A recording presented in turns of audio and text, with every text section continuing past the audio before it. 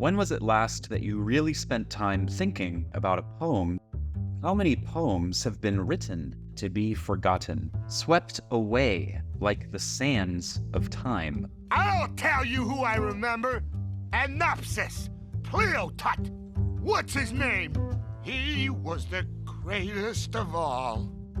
My position is that most poetry is, in fact, terrible. Yeah, well, that's just like your opinion, man. Inherently picky, I know, but while a book, a show, a musical, or a film may at least have narrative elements like characters to connect with, poetry more often fails to attach meaning. Which is funny because by its nature, poetry is shooting high, seeking to articulate ascending thoughts on the abstractions, passions, and patterns of the human experience. It's like poetry, so if they rhyme. I also tend to prefer artwork with a coherent story, and if that's just me, then so be it. But it's high risk, high reward. Sometimes you come across a piece of writing that somehow captures all the power words can hold, or in some cases, inventing new words that make a bizarre amount of sense, such as the famous Jabberwocky by Lewis Carroll, which has bled its way into popular culture here and there. Give me the mailing list. Jabberwock12.listserv@harvard.edu. These guys. They're literary geniuses because the world's most obvious Lewis Carroll references in They're them. not so bad. I'm just saying. Yeah, you're right. I'll quickly put up some others that I like, but my focus is another, perhaps the other poem that has made its way to the cultural mainstream. Ozymandias, the 1818 masterpiece by Percy Shelley. If you'll indulge me a reading. I met a traveler from an antique land who said, "Two vast and trunkless legs of stone stand in the desert. Near them, on the sand, half sunk, a shattered visage lies, whose frown and wrinkled lip and sneer of cold command tell that its sculptor well those passions read which yet survive. Stamped on these lifeless things, the hand that mocked them and the heart that fed, and on the pedestal these words appear: My name is Ozymandias, King of Kings. Look on my works, ye mighty, and despair. Nothing beside remains. Round the decay of the colossal wreck, boundless and bare, the lone and level sands stretch far away." My introduction to this poem, as I suspect may be the case for many, was Alan Moore's Watchmen. In the limited series comic book, the character of Adrian Veidt uses the alter ego of Ozymandias and, spoilers, is responsible for fabricating an alien assault on New York City, massacring millions in an effort to unite and save the world from nuclear annihilation. He asks Dr. Manhattan, a superhuman that can see the past, future, and present with overlapping perception, if he did the right thing in the end. Dr. Manhattan responds, In the end, nothing ends, Adrian. Nothing ever ends. John, wait! suggesting that Ozymandias and his desperate sacrifice of New York City may have ultimately accomplished nothing.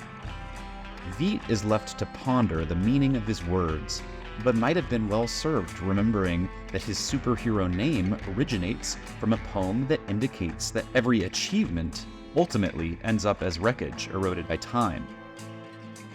Breaking Bad's anti-penultimate, which is, third to last, episode was titled Ozymandias, and is a more abstract and subtle use of the name. Bryan Cranston did a reading for the episode trailer that puts my reading to shame. You're goddamn right. And the title suggests that Walter White's pride came before the fall, and all of his show-long empire building is ultimately without purpose. Alien Covenant, a mostly bad Alien prequel/sequel, has Michael Fassbender's rogue android David cite the poem with contempt for his creator's humanity. He makes misattribution to Byron instead of Shelley, and is later corrected by another android. Who wrote Ozymandias? Byron. Shelley.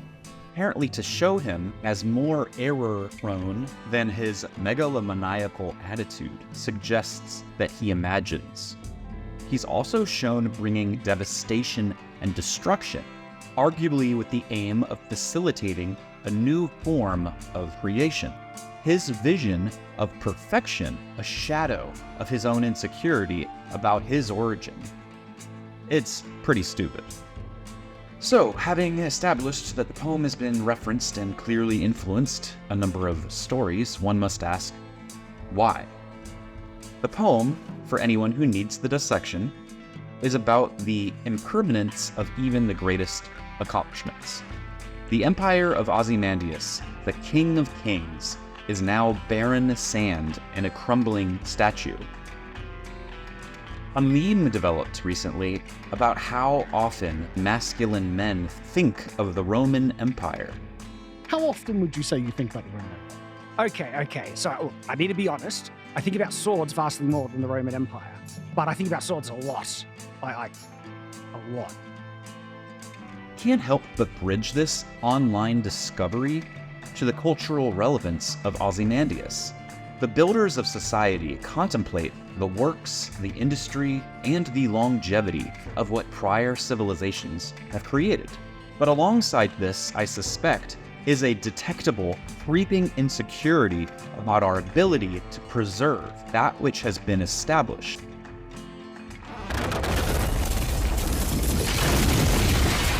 Oh, shoot. It seems like we are constantly stress testing how long entities can withstand erosion and gradually losing resolve to uphold our structures. And consider this, in the digital age of social media, and even in some respects since the advent of television and radio, moments have been captured and immortalized in ways that would have been impossible for the vast majority of human existence. On one hand, this extends our cultural memory, allowing us to relive moments over and over. A device that fits in our pocket can document every meal, party, workout, failure, or triumph that we wish to memorialize or broadcast.